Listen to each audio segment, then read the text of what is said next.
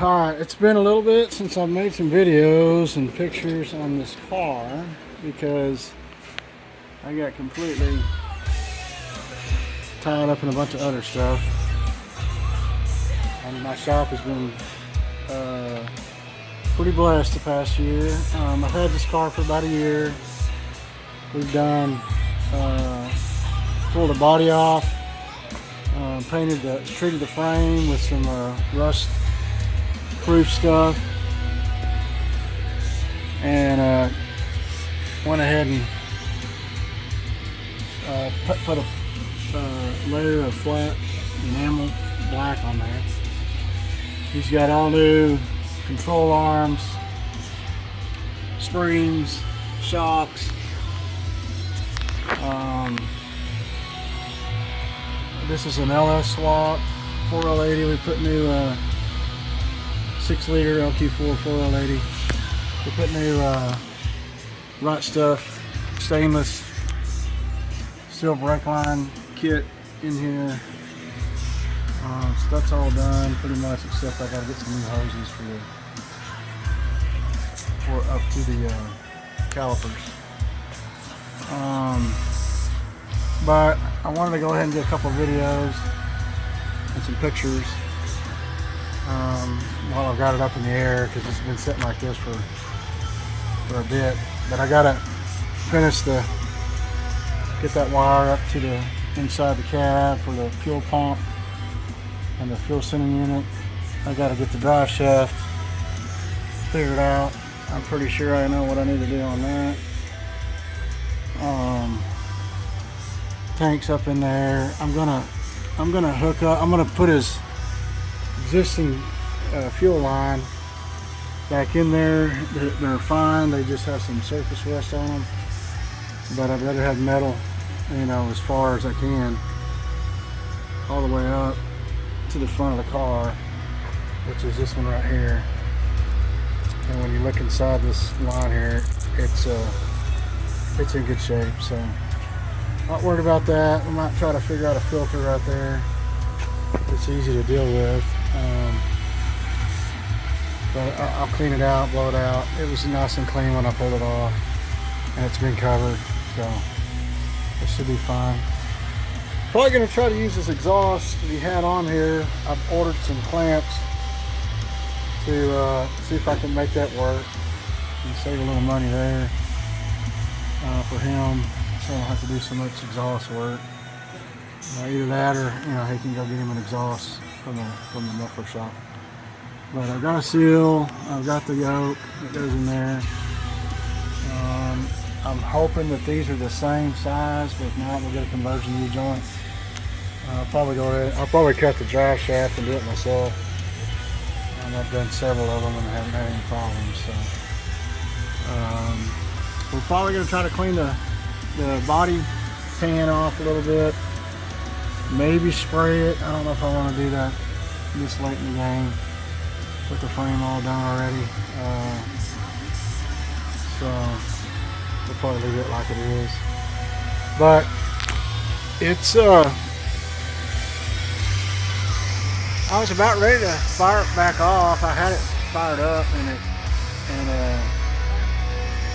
wasn't getting very much oil pressure, and I had a bad pickup tube, pinched the oil pickup tube in there. This is an adapter for from Vintage Air, so that he ordered that from Vintage Air. This is an F body pan, I think. I can't remember what they claimed it to be, but this is an A body, of course, a 71 GTO, and it fits in there really good. I'll find the links and I'll put those in down there. But there's plenty of clearance there on both sides, so that should be fine. Hopefully we've got a good pickup tube in there, an O-ring, good seal, all that good stuff. I guess I'll be able to see it because I'm gonna pull the